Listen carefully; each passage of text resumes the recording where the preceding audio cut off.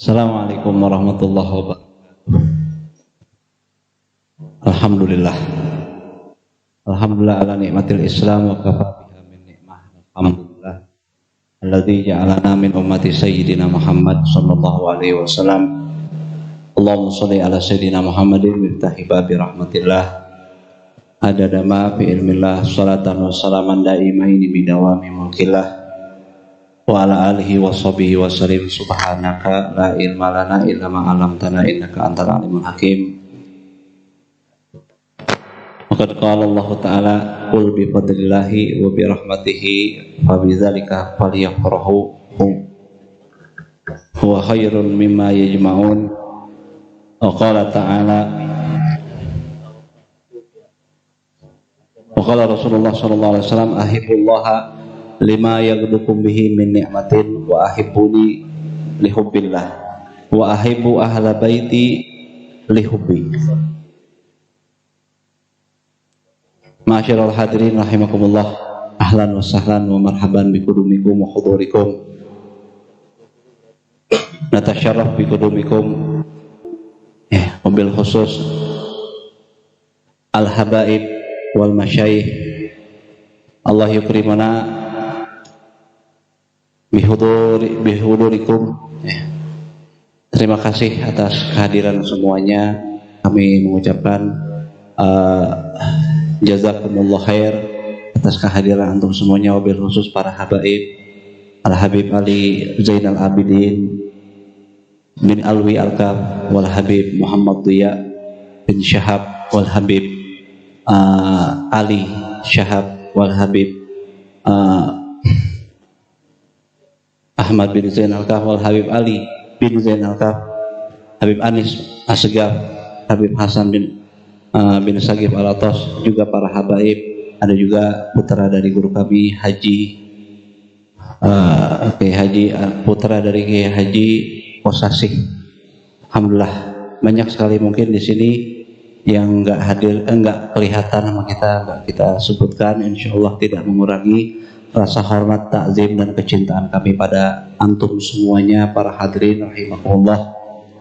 Alhamdulillah pada hari Sabtu ini kita bisa berkumpul. Dari pagi kita sudah berkumpul, mulai daripada ziarah, pembacaan maulid dan berbagai macam qasidah telah dilantunkan. Semoga semuanya bisa sampai gobul di hadapan Allah Subhanahu wa taala, menjadi amal yang membuat kita dekat pada Allah, dekat pada Rasulullah, disampaikan pahalanya semua kepada keluarga kita yang sudah meninggal, dan kelak insya Allah kita bisa menyusul mereka dengan kebaikan. Ma'asyiral hadirin rahimakumullah, alhamdulillah insya Allah selepas ini kita akan mendengarkan mohon maaf sebelumnya kami mohon maaf apabila banyak sekali mungkin terdapat kekurangan, baik dalam segi penyambutan, dalam segi banyak hal mungkin kami minta maaf. Semoga acara ini bisa berlangsung sampai akhir dengan hikmat. Mari kita dengar selepas ini ceramah pertama yang akan disampaikan oleh Habib Muhammad Diya bin Syihab. Fa alaihi falyatafaddal masyhura ma'jura sallallahu ala Muhammad.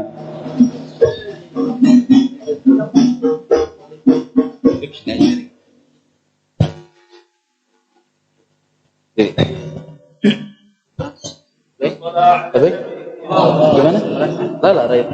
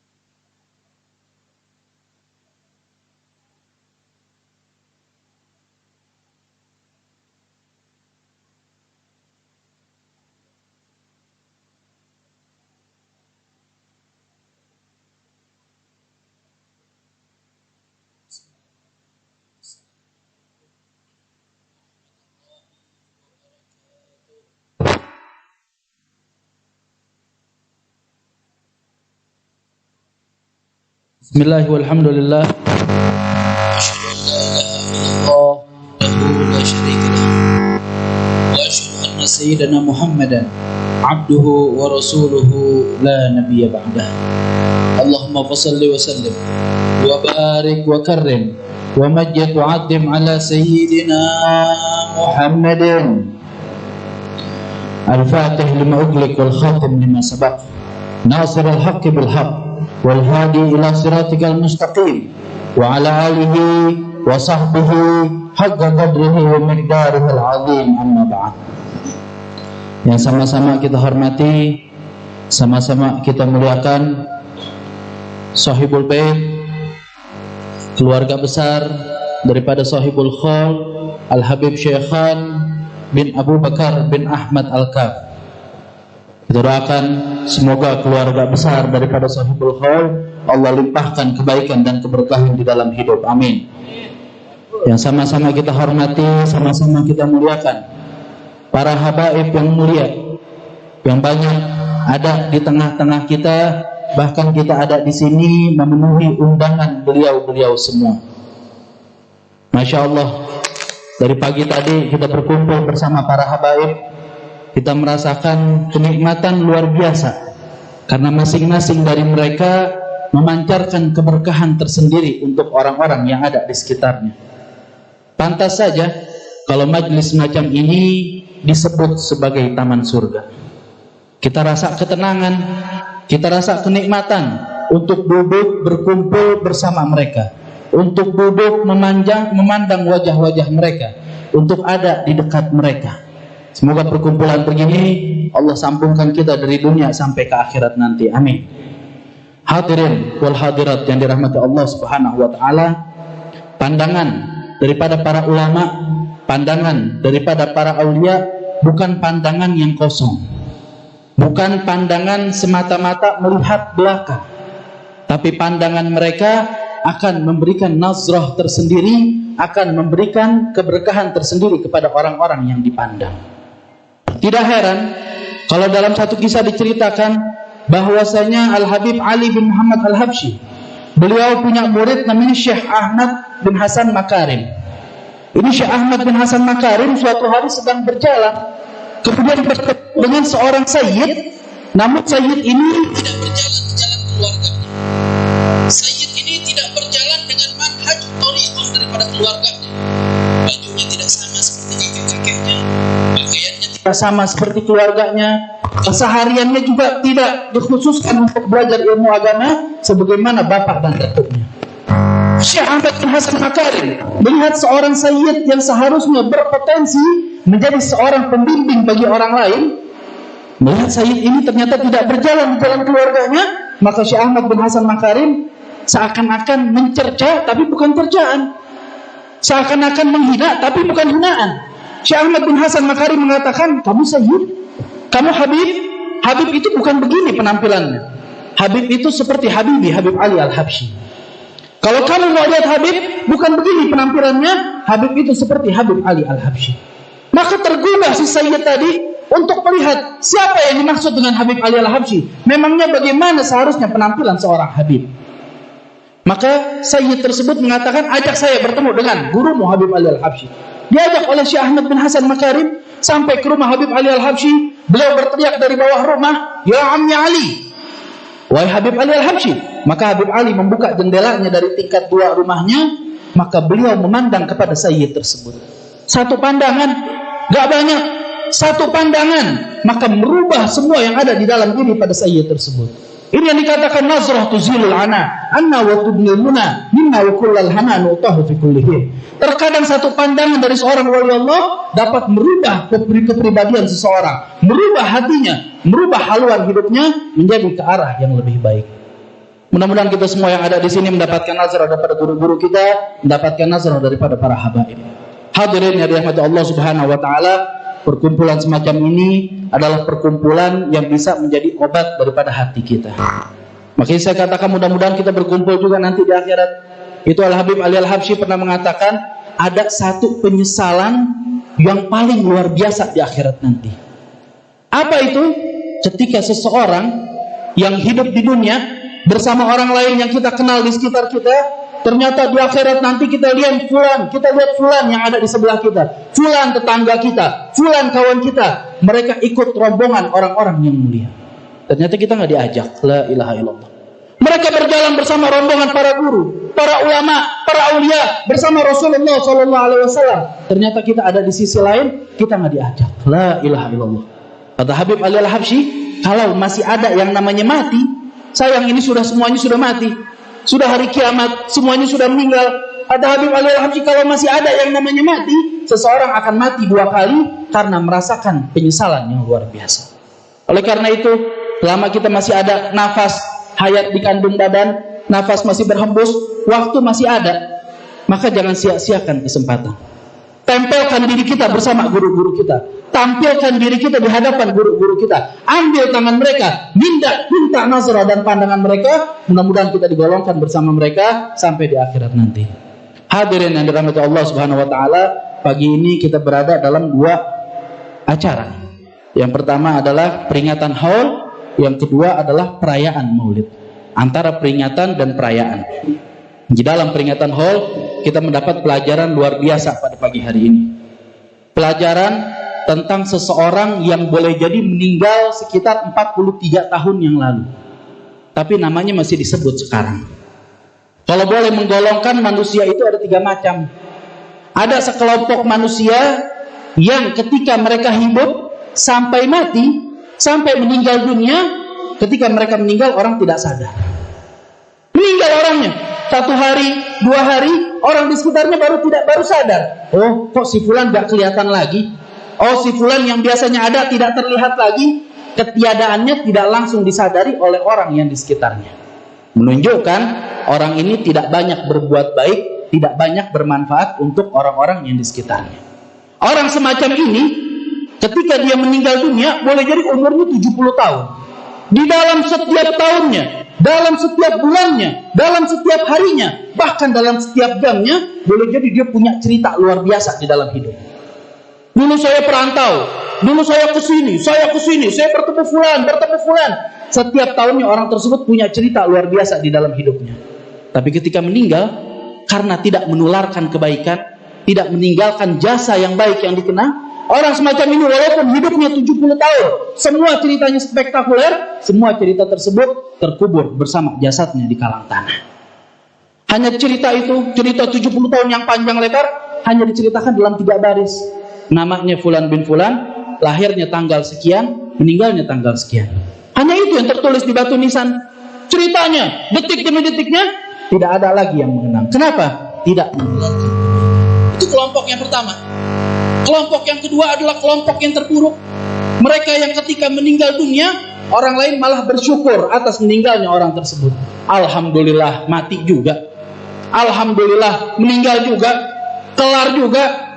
Pindah juga. Gak ada juga di sekitar kita. La ilaha illallah. Menunjukkan orang ini memberikan pengaruh negatif kepada orang-orang yang ada di sekitarnya. Waliyadzubillah. Jangan sampai kita tergolong orang yang semacam ini. Diriwayatkan dulu ada seorang yang sangat zalim, yang bernama Hajjaj bin Yusuf Al-Thaqafi. Hajjaj bin Yusuf orang yang sangat zalim dari kalangan Bani Umayyah.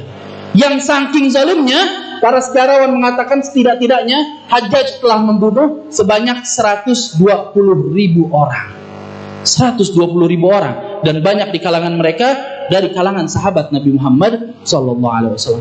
Orang yang zalim luar biasa, sehingga ketika Hajjaj mati, itu diriwayatkan Al-Imam Hasan Al-Basri sujud syukur atas matinya Hajjaj. Sayyidina Umar bin Abdul Aziz juga sujud syukur atas matinya Hajjaj. Makanya menjadi sebuah sunnah daripada para ulama, kalau ada seorang yang zalim, seorang yang pemimpin yang sangat zalim, ketika dia mati, maka kita sunnah para ulama untuk sujud syukur. Sujud syukur. Para ulama, orang yang dekat dengan Allah, sujud syukur atas matinya orang tersebut. Menunjukkan orang semacam ini, dia dikenang, tapi dikenang dengan keburukannya sepanjang masa. Kalau nggak bisa, kalau setidak-tidaknya jangan jadi yang terakhir. Nah, jangan jadi yang kedua, jadilah yang pertama, itu masih lebih baik. Kalau nggak bisa, menjadi yang kelompok yang ketiga. Apa itu kelompok yang ketiga? Mereka yang ketika hidup, setelah mereka meninggal dunia, namanya terus dikenang dengan harum, namanya terus dikenang dengan kebaikan. Kita tahu hari ini kita dapat pelajaran. Ada seorang Al-Habib Ahmad bin Abu Bakar, Al-Habib Syekhan bin Abu Bakar, beliau meninggal 43 tahun yang lalu. Tapi namanya masih dikenang sampai hari ini, masih dibacakan doa, masih disebut dengan kebaikan. Kenapa bisa begitu? Dulu, sekitar 800 tahun yang lalu, ada seseorang pemintal benang. Bukan siapa-siapa, bukan orang ulama, bukan orang aulia, bukan orang alim. Seorang pemintal benang. Namanya Muhammad bin Muhammad. Muhammad bin Muhammad pemintal benang. Dia memiliki seorang anak yang seandainya kalau dia meninggal tanpa mendidik anak tersebut dengan pendidikan agama, tentunya cuma diceritakan dalam 3 baris tadi. Menjadi golongan yang pertama, menjadi orang biasa. Tapi untungnya dia punya 2 orang anak. Salah satu anaknya bernama Muhammad juga, dididik dengan pendidikan agama, dididik dengan pendidikan ilmunya Rasul Shallallahu Alaihi Wasallam. Sampai hari ini kalau disebut nama Imam Ghazali, kita kenal orang tersebut, kita sebut namanya, sebut nama bapaknya, sebut nama kakeknya, sebut nama datuknya. Al-Imam Muhammad bin Muhammad bin Muhammad bin Ahmad Al-Ghazali. Karena cucunya dikhidmahkan di dalam ilmu agama, difokuskan untuk belajar ilmu agama, maka menjadikan nama kakek, bapak, kakek dan datuknya terus dikenang. Sudah meninggal 800 tahun yang lalu, sampai hari ini namanya masih dikenang. Setidak-tidaknya kita dapat pelajaran dari Al-Habib Syekhan, kemudian dari Al-Imam Al-Ghazali, bahwa untuk mengabadikan nama kita, jadikan amanah yang Allah berikan, yaitu anak-anak, sebagai anak-anak yang fokus belajar ilmu agama. Belajar ilmu agama, fokuskan anak kita untuk belajar ilmunya Rasul Shallallahu Alaihi Wasallam. Walaupun orang tuanya sudah meninggal, maka tentu nama itu akan terus abadi dan nama itu akan terus dikenang. Sayyidah Aminah, semoga Allah ridha kepada beliau, ibunda daripada baginda Nabi Muhammad Shallallahu Alaihi Wasallam.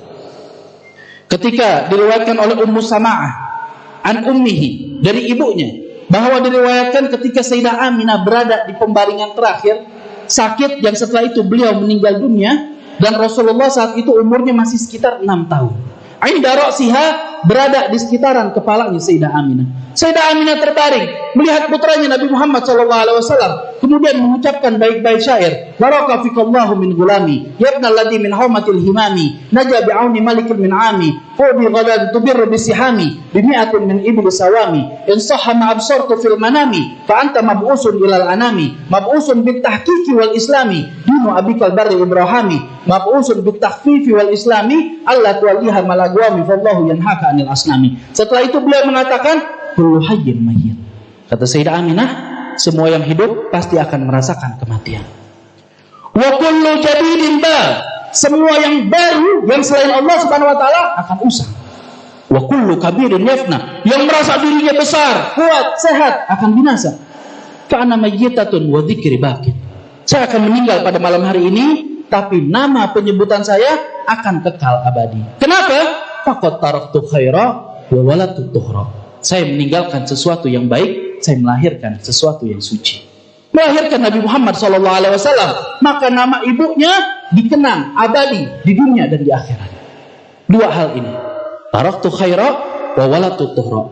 Lahirkan sesuatu yang baik, sematkan dengan sesuatu yang suci dengan ilmunya Rasulullah, maka nama kita juga sebagai orang tua akan terus dikenang walaupun kita sudah mati, walaupun kita telah berkalang tanah. Mudah-mudahan kita semua hadir di tempat ini, Allah berikan anak keturunan yang salihin wa salihat. Mungkin itu sedikit yang saya sampaikan, lebih kurangnya saya mohon maaf. Assalamualaikum warahmatullahi wabarakatuh.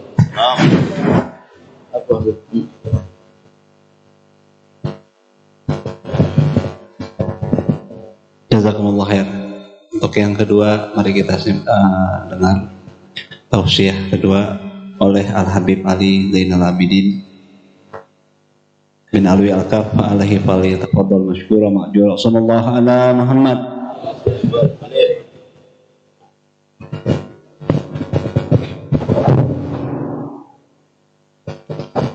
Assalamualaikum warahmatullahi wabarakatuh. الحمد لله وكفى وصلاته وسلامه على عبده المصطفى وعلى آله وصحبه ومن بهدي النبي اقتفى. سبحانك لا علم لنا إلا ما علمتنا إنك أنت العليم الحكيم. اللهم إني أعوذ بك من علم لا ينفع وعمل لا يرفع وقلب لا يخشع ودعاء لا يستجاب لها والحمد لله رب العالمين. Kita bersyukur, bergembira Allah Subhanahu wa ta'ala berikan kesempatan kepada kita untuk berkumpul bersama-sama di majlis yang penuh dengan kemuliaan ini, berzikir kepada Allah, bersalawat kepada Rasul sallallahu alaihi wasallam, mengingat, mengenang sosok orang yang berjasa di kampung ini menyebarkan kebaikan, mengajarkan arti ihsan, mengajarkan arti Islam, mengajarkan arti iman kepada umat manusia. Mudah-mudahan Allah Subhanahu wa ta'ala jadikan kita termasuk orang-orang yang pulang dari tempat ini mendapatkan keberkahan. Allah Subhanahu wa ta'ala firmankan di dalam Al-Quran, innama tunziru man ittaba'a dzikra wa khasyiya ar-rahmana bil ghaib fabashshirhu bimaghfirati wa ajrin karim. Sesungguhnya engkau wahai Muhammad memberikan peringatan kepada orang yang ikut kepada Al-Quran, memberikan peringatan akan adanya kematian. Tundiru man ittaba'a dzikra wa khasyiya ar-rahmana bil ghaib. Sesungguhnya engkau wahai Muhammad, wahai Nabi Muhammad sallallahu alaihi wasallam memberikan peringatan, dan orang yang datang setelah Rasul sallallahu alaihi wasallam yang berjalan di jalan Rasul sallallahu alaihi wasallam memberikan peringatan juga kepada orang lain akan adanya hari kematian. Semua di antara kita mengingatkan satu sama lain, dan pada hari ini kita merayakan hari peringatan. Allah Subhanahu wa ta'ala katakan, sesungguhnya engkau memberikan peringatan kepada siapa? Kepada pengikut Al-Quran. Allah yang memberikan kepada kita titel bahwa kita ikut kepada Al-Quran. Innama tundiru man ittaba'a dzikra wa khasyiya ar-rahmana bil ghaib. Dan orang yang takut kepada Allah Subhanahu wa ta'ala akan sesuatu yang gaib, yaitu kematian. Dan Allah katakan dalam ayat berikutnya, inna nahnu nuhyil mauta. Kita memperingatkan kepada orang lain dan kepada diri kita sendiri akan kewafatan, akan wafatnya seseorang, siapapun itu, apapun julukannya, apapun gelarnya, apapun yang ia miliki, semua di antara kita akan meninggal. Salah satu di antara sahabat kami baru kemarin mau khutbah Jumat, wali kota Bandung, dalam keadaan sehat walafiat, berkhutbah, sebelum berkhutbah meninggal begitu saja, tidak ada yang tahu. Bahkan dirinya pun tidak tahu kalau dia mau meninggal. Semua di antara kita meninggal. Ta'addadatil asbab wal maut wahid. Illam taqtul illam tamut. Ini dikatakan apa? Kalau kamu tidak mati dengan pedang, maka kamu mati dengan yang lain. Ta'addadatil asbab. Banyak cara Allah berikan kepada seorang hamba Allah Subhanahu wa ta'ala ketika menginginkan kematian kepada seorang hamba. Intinya, ikhwani, akhwati yang dimuliakan oleh Allah Subhanahu wa ta'ala yang hadir pada pagi hari ini atau siang hari ini, sesungguhnya insyaAllah kita berkumpul bersama-sama ini untuk mengenang adanya kematian. Mengenang adanya kematian. Beliau Al-Habib Syaikhan dengan keberadaan beliau di daerah sini menunjukkan, memberitahukan kepada kita bahwa beliau seorang yang pendakwah, beliau seorang guru, beliau seorang dosen, beliau juga meninggal dan kita juga bakal meninggal. Apapun yang kita punya, apapun yang kita bisa, nasab yang bagus, harta yang banyak, dari keturunan orang-orang yang kaya raya, sama, semua di antara kita akan meninggal. Semua di antara kita akan meninggalkan dunia. Makanya insyaallah dengan hadirnya kita di majlis ini, kita akan mendapatkan fabashshirhu bimaghfirati wa ajrin karim. Pulang dari tempat ini insyaallah kita akan dapatkan ampunan karena kita memperingati ke hari kematian. Karena kita memperingatkan orang lain tentang kematian. Pulang dari tempat ini insyaallah kita akan mendapatkan ampunan dari Allah dan akan mendapatkan pahala yang begitu besar di sisi Allah Subhanahu wa ta'ala. Karena sesungguhnya apa yang kita lakukan bagi orang yang sudah meninggal akan mendapatkan manfaat bagi orang yang sudah meninggal. Kata Allah di dalam Al-Quran, inna nahnu nuhyil mauta wa naktubu ma qaddamu wa atharahum. Sesungguhnya aku akan menulis, kata Allah senantiasa, naktubu. Allah gunakan fi'il mudhari'. Kata ulama Al-Quran, fi'il mudhari' fi Al-Quran yufidul istimrar, artinya terus menerus. Naktubu, saya akan terus menerus tulis, kata Allah Subhanahu wa ta'ala, ma qaddamu, apa yang dilakukan oleh sang mayit ketika dia masih hidup, wa atharahum, dan apa yang ditinggalkan. Jadi bukan ketika dia hidup saja, tapi ketika dia mati pun Allah katakan dalam Al-Quran wa atharahum, apa yang ditinggalkan oleh mayit tersebut akan membawa manfaat kepada mayit. Makanya seperti yang dikatakan tadi, ayo, ini kesempatan kita. Kalau kita sudah meninggal, sudah tidak ada lagi kata harapan bagi kita tidak ada. Sekarang waktunya. Jangan pernah katakan bahwa saya masih muda, karena kuburan tidak pernah kenal kepada yang namanya usia. Tidak. Sekarang waktunya. Kalau kita mengatakan diri kita mau untuk menjadi orang-orang yang menggapai martabat yang tinggi di sisi Allah Subhanahu wa taala, cari jalan untuk bisa sampai kepada Allah. Dan cara untuk mencapai kepada Allah tidak lain tidak bukan dengan guru. Tidak ada cara lain. Guru yang bisa menyampaikan kita kepada Allah. Tanpa mereka maka tidak akan pernah sampai. Bika la nasilu wa la budda minka. Laula al-wasitah la dhahaba kama qila al-mawsut. Kalau tidak ada penengah yang bisa menyampaikan kepada kita kepada Allah Subhanahu wa taala, maka kita tidak akan pernah sampai. Makanya keberadaan Rasul sallallahu alaihi wasallam, beliau adalah sosok insan manusia yang bisa menyampaikan kita kepada Allah. Tanpa beliau maka kita tidak akan pernah sampai kepada Allah. Tanpa para sahabat maka tidak akan pernah sampai kita kepada Rasulullah. Tanpa para tabi'in maka kita tidak akan pernah sampai kepada para sahabat. Dan begitu seterusnya. Tanpa ada guru, siapalah kita? Mau kita sehebat apapun, kalau kita tidak memiliki guru, maka kita tidak akan pernah bisa sampai kepada Allah Subhanahu wa taala. Dan seseorang kalau sudah sampai, dia akan melupakan gurunya. Dan ini juga adalah asbab Allah murka kepada orang yang tidak tahu diri. Allah Subhanahu wa taala memerintahkan kepada kita, wala tansawul fadl. Kata Allah Subhanahu wa taala, jangan lupakan karunia ataupun sesuatu yang pernah dilakukan oleh orang lain kepada kamu, tidak boleh dilupakan. Ini kita harus kenal, kita harus ingat, karena kebaikan yang kita dapatkan karena berkat mereka. Doakan mereka, doakan mereka, berharap kepada mereka kebaikan, dan insya Allah Allah akan berikan dan para ulama bisa menjadikan seorang hamba Allah sampai kepada Allah Subhanahu wa taala, itu betul. Wah, saya enggak percaya. Rasulullah katakan bahwa sesungguhnya al-ain haq. Pandangan yang bisa menjadikan seseorang itu mendapatkan mudarat, kata Rasulullah, itu hak. Berarti pandangan kebaikan bahkan dalam riwayat lain banyak orang yang meninggal selain di antara Allah dan qadarnya Allah, banyak yang terkena ain karena meninggalnya karena terkena ain.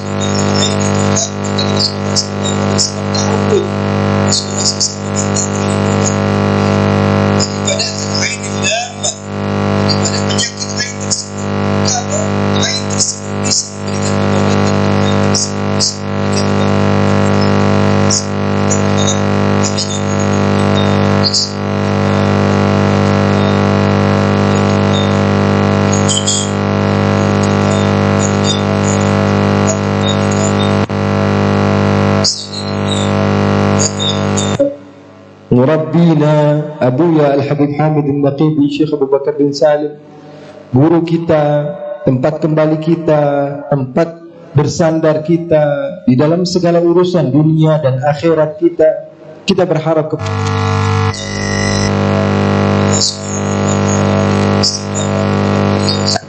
terus-menerus mau mendidik kita, mentarbiyah kita, ya, berjuang terus-menerus untuk memberikan kebaikannya kepada kita semua.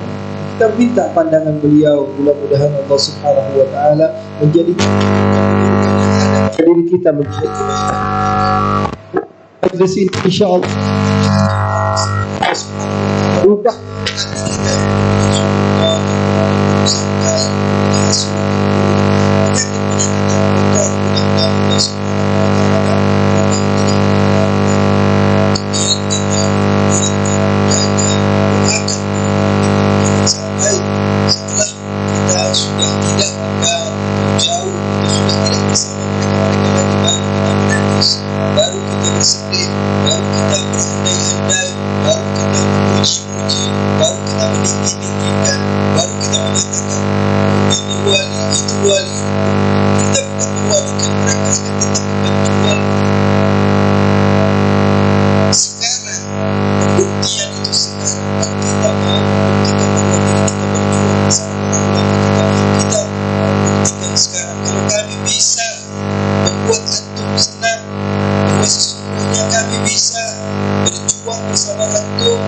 sekarang kami bisa membuktikan bahwa kami bisa menjadi pendidik anak sehingga ketika sudah merasa diri antum sudah tidak kuat berdakwah, antum puas karena masih ada orang-orang yang bisa meneruskan dakwah perjuangan kakek moyang antum. Sekarang buktikan sehingga mereka bahagia dan cinta, dan insya Allah cinta tersebut menjadi cintanya baginda Rasulullah Sallallahu Alaihi Wasallam. Itu saja dari saya. Mudah-mudahan Allah Subhanahu wa taala berikan kebaikan kepada kita semua. Wassallallahu bijamalika wa jalalika ala sayyidina Muhammadin walhamdulillahirabbil alamin. Jazakumullah khair pada Habib Ali Zainal Abidin bin Alwi Alkaf. Selanjutnya tausiah terakhir dari orang tua kita, guru kita bersama yang tercinta, semoga Allah jaga beliau, Abuya Al-Habib Hamidun Nagib bin Muhammad bin Syekh Abu Bakar Musarif alaihi faliyatafaddal masykuran ma'jura.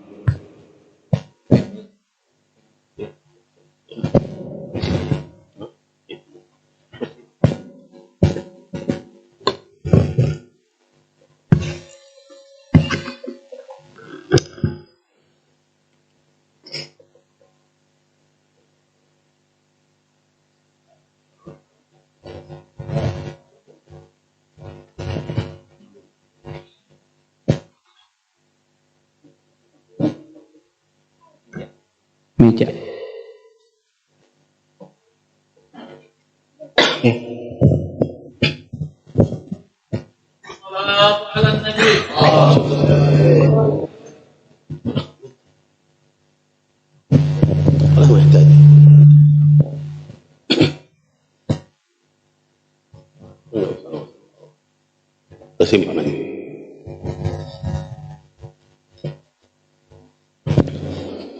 Assalamualaikum warahmatullahi wabarakatuh.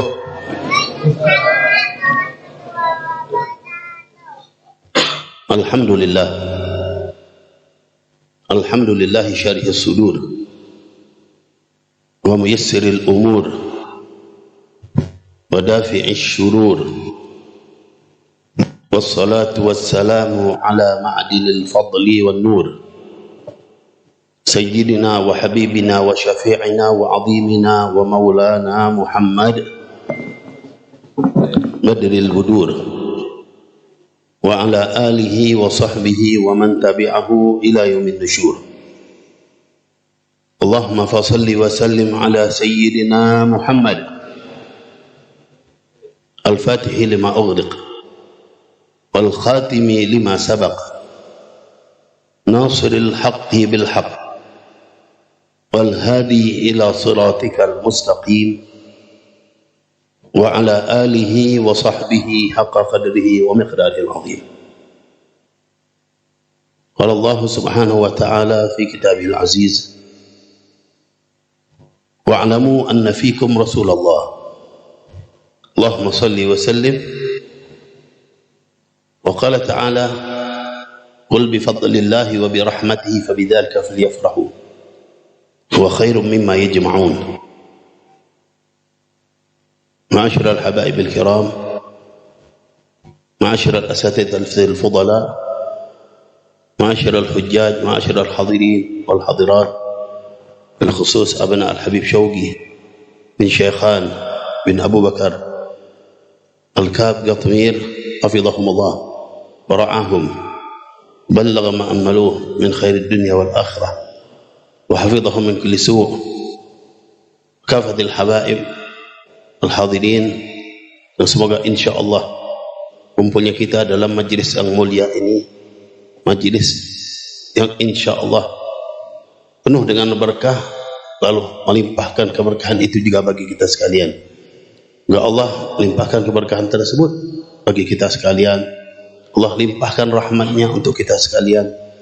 Allah mudahkan segala urusan-urusan kita, sampaikan segala hajat kita, diampuni dosa-dosa kita, diangkat derajat kita, dipanjangkan umur kita dalam taat dan taqwa, dalam sehat dan afiat, dalam lindungan Allah dari berbagai macam musibah, bencana, penyakit, cobaan dan bala.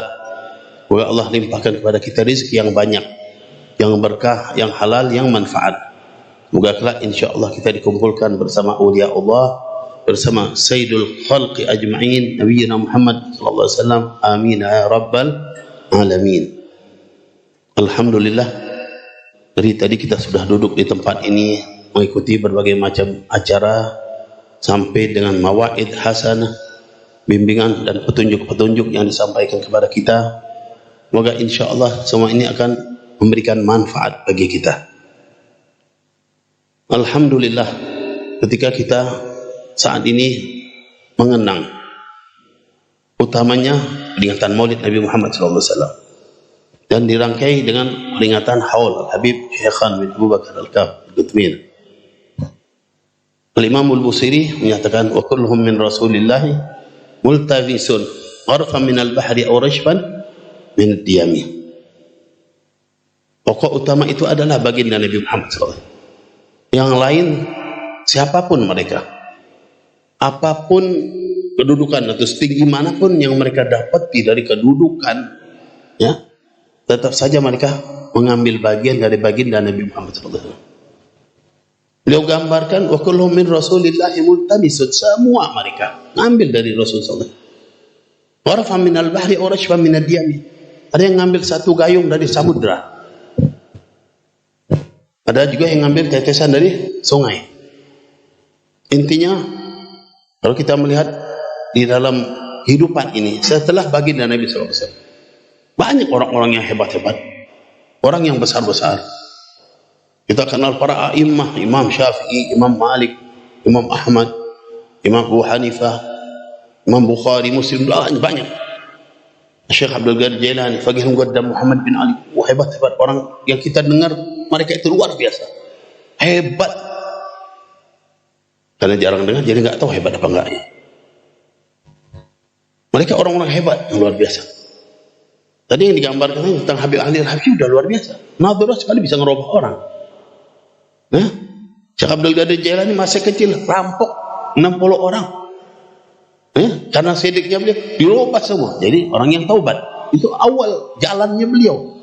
Pernah dengar kan? Abdul Qadir Jailani bawa uang berapa? 4.000 dinar. Ya, 40 dinar. 40 dinar. 40 dinar, 1 dinar sekitar 4,25 gram. Kira-kira hitung-hitung, saya pernah hitung dulu. Kira-kira kalau dihitung dengan sekarang kira-kira 150 juta lebih. Anak kecil bawa uang 150 juta. Rampok gak percaya. Intinya sampai dibawa kepada pimpinan rampok. Ketika ditanya, dia disuruh jujur sama ibunya. Tergugah hatinya rampok. Taubat akhirnya. Sama Syekh Abdul Qadir masih kecil. Karena beliau mendapatkan wilayah Wahbiyah. Dari kecil akhir udah jadi wali. Baru lahir aja udah, ya. Kalau udah masuk Ramadan, di siang hari mulai fajar nggak nyusu dia. Sampai ibunya waktu itu sempat bingung, nggak nyusu, kenapa sakit? Apa? Nanti waktu tenggelam maghrib baru nyusu. Ini udah gede, udah masih aja. Yang hari masih Ramadan nggak tahu ya, makan minum terus-terusan ya.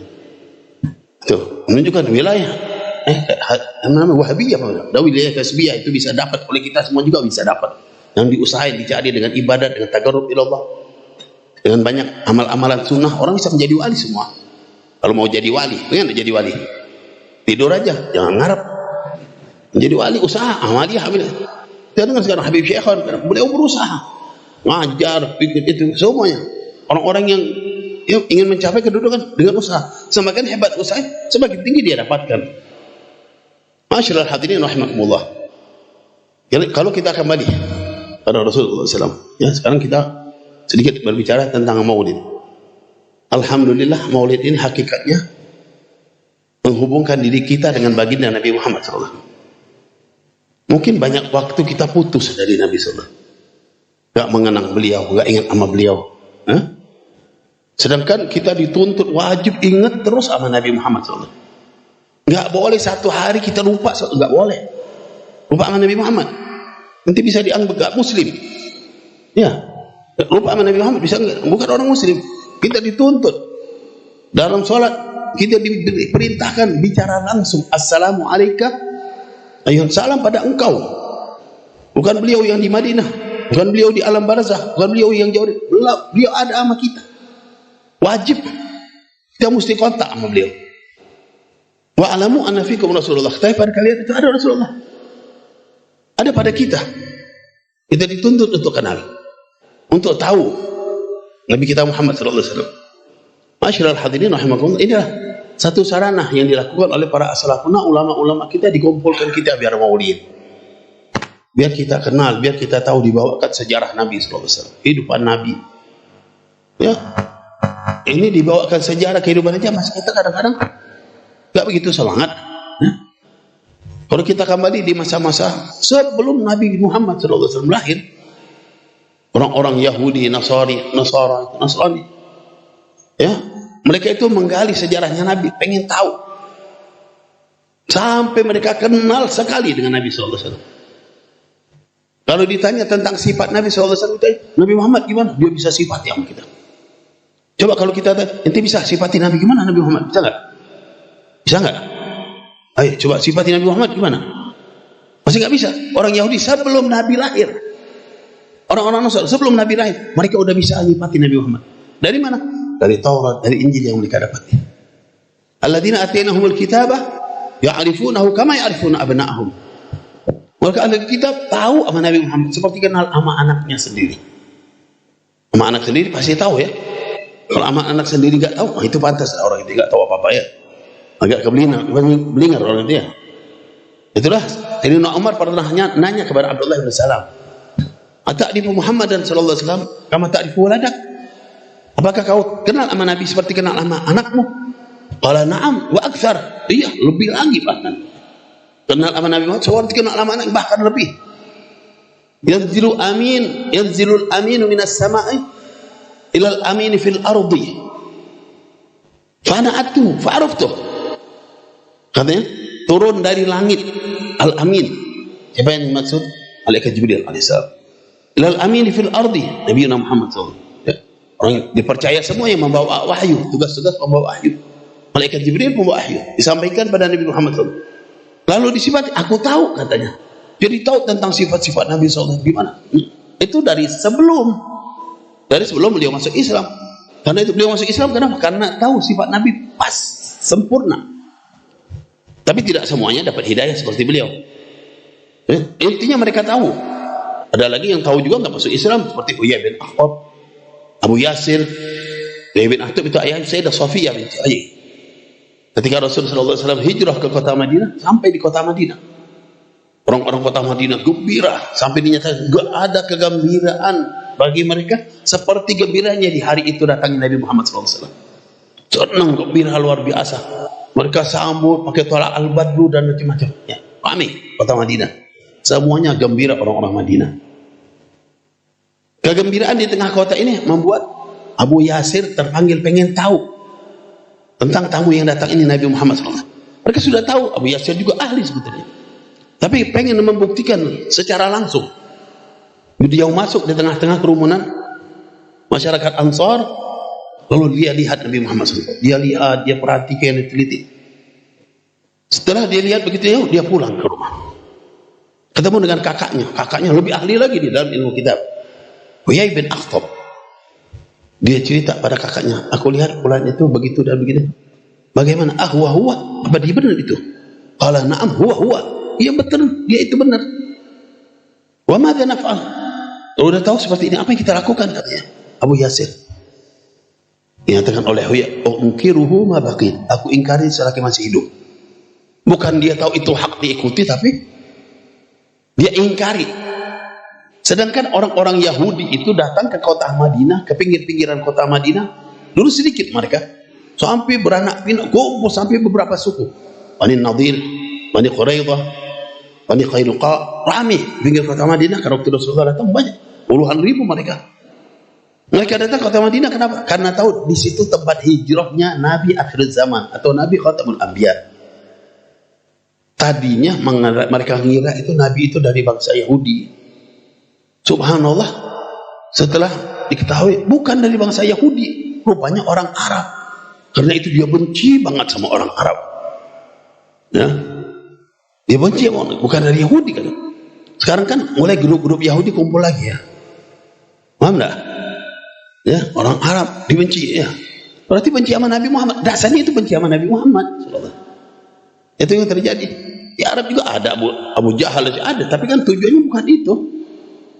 Karena artinya sama Nabi Muhammad itu yang diwujudkan oleh Yahudi. Inilah Huyai bin Akhtab. Ketika beliau berkomunikasi dengan saudaranya ini, didengar oleh putrinya Sayyidah Safiyah binti Huyai bin Akhtab. Sayyidah Safiyah bercerita, aku setelah mendengar itu, dari situ aku bingung. Hatiku tergugah. Masa sudah tahu ini hak, kenapa nggak diikutin? Membuat aku ya tidak terima. Masa orang tuanya, pamannya udah tahu ini hak, mereka tidak mau ikut. Dari situ terpanggil beliau. Mulai ada rasa cinta, senang sama Islam, sama Nabi Muhammad SAW.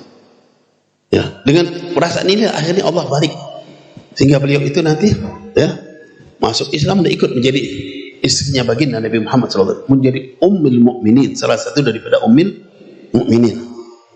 Masyaallah hadirin rahimakumullah.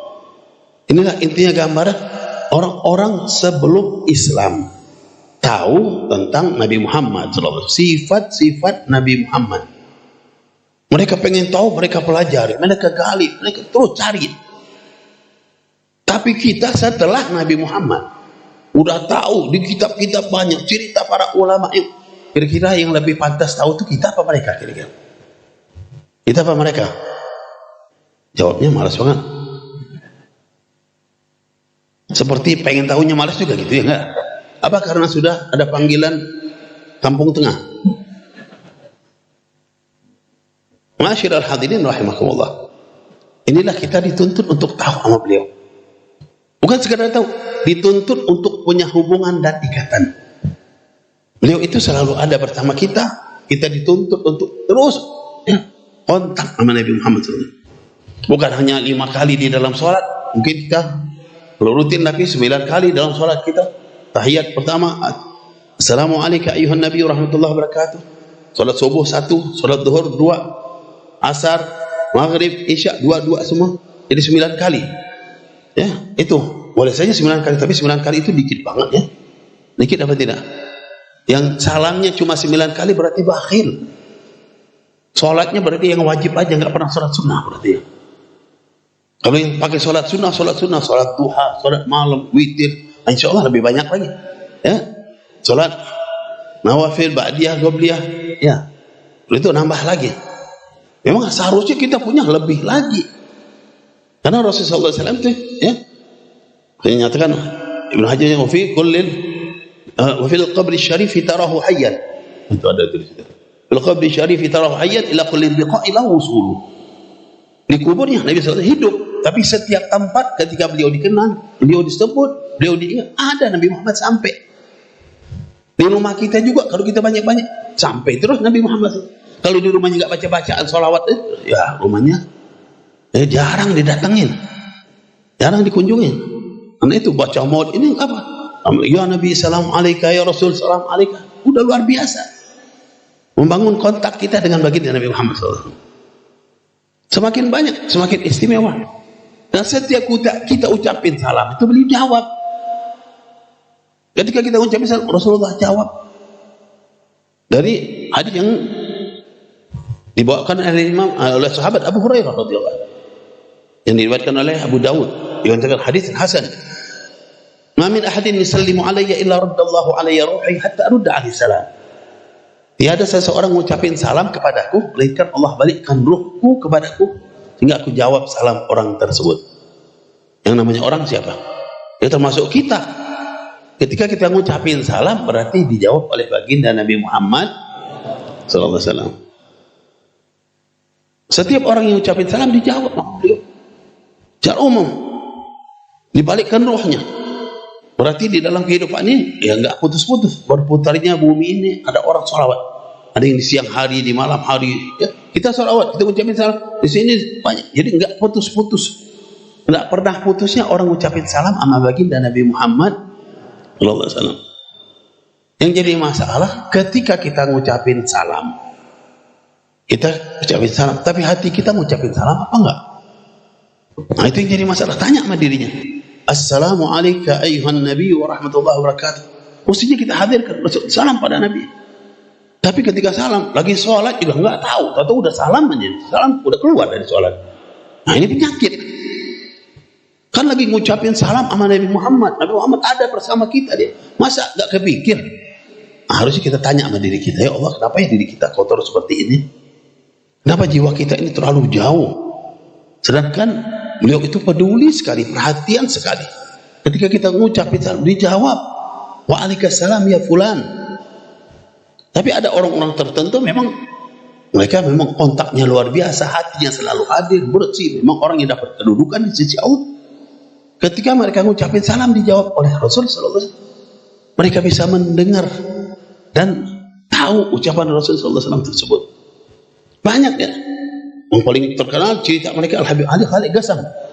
Salah satu jidnya para habaib yang ada di Indonesia ini, para habaib pada umumnya. Ya, itu beliau kalau udah salam ada Nabi waktu sholat, ucapin salam dijawab oleh Nabi sallallahu alaihi wasallam. Kedengaran. Bukan hanya beliau yang dengar, makmum yang ikut sholat pun dengar. Kalau ente ikut sholat, ente bisa dengar juga. Ya. Sampai dinyatakan orang-orang desa kampung itu pada ikut pengen sholat sama Habib Ali ini untuk apa? Untuk dengar jawaban Nabi sallallahu alaihi wasallam. Kumpul mereka dari sana sini kumpul untuk dengar. Nah, ini satu hal beliau udah luar biasa. Lebih luar biasa lagi menunjukkan kenapa orang yang ikut beliau pun dapat keberkahan sampai bisa dengar juga. Walaupun orang itu orang biasa-biasa tapi bisa dengar, diangkat. Kenapa? Karena duduk sama orang yang besar. Walimin auliyaillah.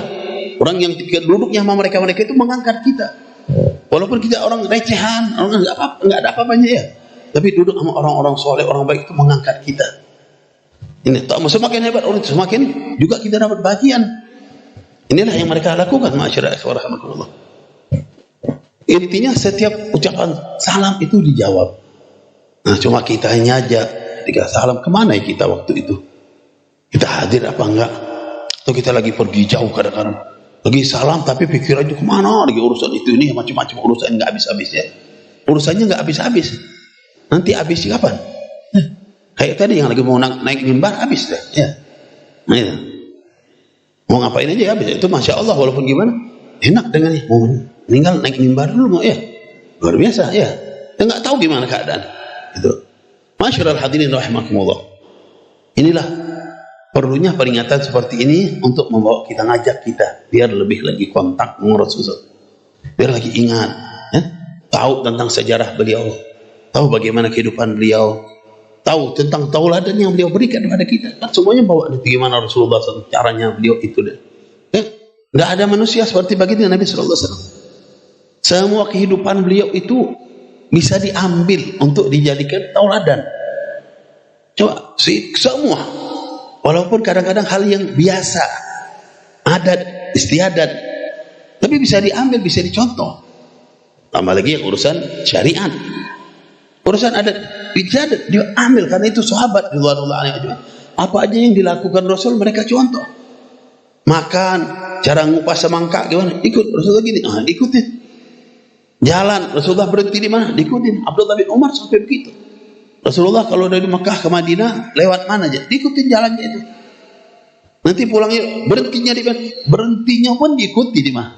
Lalu kalau Rasulullah berhenti ngapain? Rasulullah pernah berhenti di sini karena godok hajat. Beliau berhenti di tempat itu. Kira-kira berapa lama? Nanti pindah lagi. Cuma untuk ikut saja. Abu Ayyub Al-Ansari radhiyallahu anhu, sahabat. Dan kita tahu Rasulullah waktu hijrah pertama kali tinggal di rumah Abu Ayyub Al-Ansari. Jadi yang namanya yang punya rumah diriwayatkan Rasul waktu hijrah ya, ditampung oleh beliau dan beliau menyiapkan makanan-makanan untuk Rasulullah SAW. Ya, wajarlah kamu yang tinggal di rumah. Dan juga kadang-kadang dari tetangga-tetangga, dari sahabat-sahabat yang lain ngirim makanan untuk Rasul. Diriwayatkan Abu Ayyub Al-Ansari kalau Rasulullah sudah makan, sisanya rebutan ya keluarganya. Ngambil di mana bekas tangannya Rasul itu direbut, ambil berkahnya. Ya. Di mana kata orang nggak boleh ngambil berkah ya kebelakangan ya. Dari sahabat lu ambil berkah rebutan. Sahabat sampai dorong-dorongan ambil berkah. Cepratan air wudhunya Rasul dorong-dorong hampir kayak mau pukul-pukul kayaknya gitu. Nah, pukul-pukulan enggak, tapi dorong-dorong sampai mau dapat bagian. Ya, ambil berkah. Yang bilang nggak ada berkah itu orang geblek, nasibnya nggak dapat berkah memang hidupnya. Nah, Abu Ayyub Al-Ansari diriwayatkan beliau kalau udah Rasulullah makan, sisa diambil rebutan sama istri. Suatu waktu beliau kasih makan sama Rasulullah, nggak disentuh oleh Rasulullah SAW. Sehingga bingung mereka, ya Allah, kenapa Rasulullah nggak mau makanan ini? Apa sebabnya? Pada takut keluarga ini. Apa Rasulullah marah? Apa aja pikir-pikir datang. Sehingga ditanya langsung pada akhirnya oleh Abu Ayyub Al-Ansari, kenapa ya Rasulullah nggak mau? Rasulullah nyatakan di dalam makanan ini ada bawang. Ada bawang. Ana rajulun unaji. Rasulullah malah akul hadir. Rasulullah nggak makan bawang. Mau bawang merah, mau bawang putih, mau bawang, Rasulullah nggak makan. Ya, mau direbus, nggak direbus, untuk beliau nggak makan. Ya, yang jelas bawang itu memiliki bau yang malaikat nggak mau. Ya, bawang aja nggak mau, tambah lagi rokok ya. Ya, mau dekat sama inti malaikat, paling malaikat Israel itu. Intinya Rasulullah nggak mau makan. Itu bawang udah dimasak. Ya, kalau kita makanan nggak pakai bawang kayaknya, ya ada kekurangan ya. Apa tukang masaknya kelupaan lah, macam-macam bisa disalahin itu. Ya, Maulana gitu ya. Bagiannya ya karena dia. Jadi intinya apa? Waktu dilihat Rasulullah nggak mau makan, ada bawang. Akhirnya Abu Ayyub mulai saat itu beliau bukan hanya Rasulullah ingat, Abu Ayyub mulai saat itu nggak mau lagi makan pakai bawang. Kenapa ikut sama Rasulullah? Masya Allah, gitu aja ditinggal makan bawang. Itu diikuti oleh para sahabat. Ali, ya, Ali bin Abi Bakar As-Sakharnya itu nggak mau makan semangka itu. Ya, kenapa? Karena nggak tahu cara Rasulullah motongnya gimana, nggak tahu cara motongnya aja nggak tahu, nggak mau. Ya, kalau kita motong aja gini repot-repot orang tambah lagi. Ya. Itu telitinya mereka sama yang dilakukan Rasulullah itu pengen benar-benar dia sama Nabi Sallallahu Alaihi Wasallam. Kenapa? Itulah mereka pengen cinta luar biasa, punya hubungan yang dekat, ikatan yang luar biasa sama Nabi Sallallahu Alaihi Wasallam. Mereka lakukan semua itu, masya Allah, ikatannya, cintanya luar biasa. Masyaallah hadirin rahimakumullah, itu cerita yang banyak sekali tentang as-salafun as-salihun, para habaib, orang-orang yang aulia Allah itu luar biasa sama Nabi Sallallahu Alaihi Wasallam. Ya habis-habis cerita mereka banyak. Lalu kita kembali sama diri kita, kalau kita ini jauh banget ya. Kira-kira punya modal apa kita? Modalnya kita apa? Masyaallah hadirin, ya ini kita lumayan kalau punya modal cinta. Tanamkan cinta, senang, tapi cinta benar-benar nggak belain. Jangan sekali-kali Rasulullah dihina, wah nggak terima dari hati. Ya, cintai Rasul, sanjung beliau, angkat namanya cintai, dipuji pasti nggak, kan dilecehkan sama sekali, awas sekali. Cinta ini kalau sungguh-sungguh benar-benar bisa mengangkat kita, yang rendah bisa terangkat. Ya, ada seorang badui yang sering kita dengar datang sama Rasulullah SAW. Ya Arabiyun ila Nabi sallallahu alaihi wasallam, ya Rasulullah, mata sa'ah? Kapan kiamat? Orang badui daerah datang tiba-tiba nanya kapan kiamat. Kadang-kadang mungkin ada aja efek kapan ya kiamatnya. Dan dunia kayak gini bingung ya, macam-macam kejadian. Ada tanda kapan ya kiamatnya? Ini Badui kali gitu juga di rumahnya mereka, udah kapan kiamat gitu ya. Datang sama Rasulullah, tanya, mata saya Rasulullah. Rasulullah nggak kasih tahu hari Jumat, Senin, Selasa, nggak dikasih tahu. Apalagi tanggalnya. Dulu ada yang nyebar-nyebar, ya. Kan yang tua-tua tahu, sekarang udah hilang, nggak pernah ada. Dulu banyak. Bahkan katanya pernah ditebar pakai pesawat, katanya itu ya, ada sebaran kiamat bakal terjadi gini-gini. Ini dari penjaga pintu makam Rasulullah, kata. Tulis dulu, ya, yang itu tahu mungkin sebagainya. Banyak, awas ini harus disebar, yang nggak nyebar nanti dapat kualat gitu-gitu, macam-macam lagi diancam orang. Rasulullah nggak pernah cerita tentang penetapan hari kiamat, dia udah cerita duluan, ya. Dan ngancam lagi pakai Allah. Orang setiap orang disuruh nyebarkan lagi, suruh cetak lagi, suruh nggak tahu sumbernya siapa dari mana ini sampai sekarang bingung. Ini yang jelas nggak ada dari Rasul. Rasulullah ditanya aja dia nggak jawab. Kapan kiamat? Bukan urusan kapan kiamatnya terjadi. Wa ma adattalaha, apa yang kau siapin ngadepin kiamat, itu lebih penting. Kiamat pasti. Nggak mungkin ada yang bisa lari dari kiamat, semua pasti dapat. Kiamat kecil atau kiamat besar? Kiamat kecil meninggal dulu sebelum kiamatnya itu. Yang jelas pasti. Rasulullah tanya, apa yang kau persiapkan ngadepin kiamat? Orang Badui ini, la ma'adatullah bikasrati sholatin walau siyamin walau sadaqah. Aku nggak banyak ngadepin kiamat dengan persiapan sholat, zakat, puasa dan sedekah. Maksudnya yang wajib-wajib aja, bukan kalau nggak wajib berarti bukan sholat, nggak sholat namanya. Sholat tapi yang wajib-wajib, puasa yang wajib-wajib, ya, sedekah juga ya kalau ada yang wajib, itu aja. Yang sunnah-sunnah nggak banyak. Walakinni uhibbullah wa rasulah, tapi modal cuma cinta Allah dan Rasul. Masya Allah, cinta dari hati sama Allah, cinta sama Rasul, ya. Masya Allah. Ini dijawab oleh Rasul. Al-ma'ur anta ma'aman ahbabta, engkau bersama yang engkau cintai. Masya Allah. Jadi sekarang titik yang harus kita tuju apa? Di mana kita cinta? Cinta itu sama siapa yang kita cintai? Cinta sama Allah, cinta sama Rasul, cinta sama aulia Allah, berarti maka dikumpulkan bersama mereka. Jangan salah-salah cinta, ya. Orang sekarang kan yang memviralkan biar kita cinta sama dia banyak. Macam-macam cara biar kita mengidolakan dia. Maulid ini kan diviralkan juga biar kita idolakan Rasulullah. Kalau mereka viralkan biar kesana kemari biar kita senang. Ya banyak yang sekarang artis macam-macam cara yang kadang-kadang nggak pernah sujud sama sekali. Itu cinta sama dia. Ya Allah, emang mau sama yang nggak sujud ya? Kumpulkan bersama yang nggak sujud, pasti neraka tempatnya itu. Ya, jadi orang itu nanti kemana kita akan lari? Bersama yang kita cintai. Anas bin Malik radhiyallahu anhu dengar kalimatnya al-mar'u ma'aman ahab, senangnya luar biasa. Ma farihna fil Islam bi syai'in farahna bih qali Rasulullah sallallahu alaihi wasallam al-mar'u ma'aman ahab. Enggak pernah kami gembira setelah Islam ini ya dengan sesuatu yang diucapkan Rasul seperti ucapan beliau, orang itu bersama yang ia cintai. Dan uhibbullah wa rasulah wa uhibbu Abu Bakar wa Umar. Aku cinta Allah, cinta Rasul, cinta Sayyidina Abu Bakar, cinta. Itu modalnya. Cinta sama orang-orang yang baik. Nah, kita juga kepengen walaupun amalia kita enggak, cintain mereka. Cintain, jangan melanggar. Benar-benar ikuti, usahakan sedikit demi sedikit. Kita berjalan dengan jalan yang mereka tunjukkan. Sehingga insya Allah kita akan bahagia, selamat dunia dan akhirat. Hadza ma aqulu lakum, Allah yuwaffiqna li kulli khair. Assalamualaikum warahmatullahi wabarakatuh.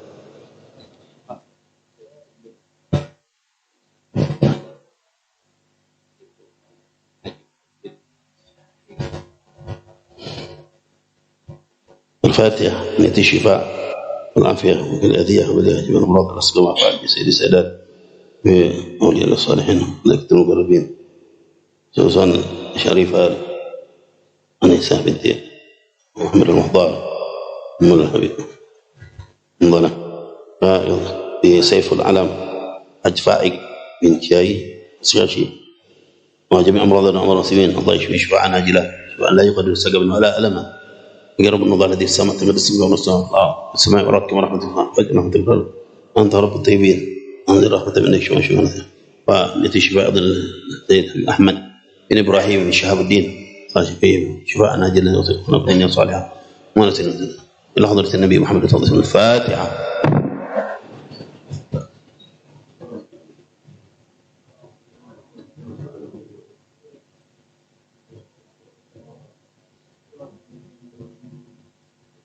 إننا سرادة ذكرنا لكل عسر يسرا لكل هم فرجا لكل داء دواء لكل ساق من شفاء أنت يا مسلم تبى القلوب دوائها وعمت الأبدان شفاء نور أبصار ضياء قد الله من الله الذي في السماء تقدس أمك في السماء ربكم رحمتك والسماء فجر رحمتك في الأرض ضرب الطيبين أنزل رحمة من عندك شوي على هؤلاء المرضى شفاء ناجيا لا يغرق بناتنا في الدنيا حسنة في الآخرة حسنة وقنا عذاب النار صلى الله على سيدنا محمد رب العالمين. قال رسول الله صلى الله عليه وسلم أظن ما قلته أنا والنبيون من قبلي لا إله إلا الله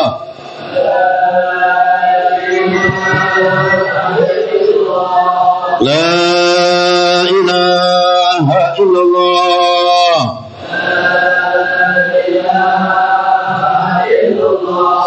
لا إله إلا الله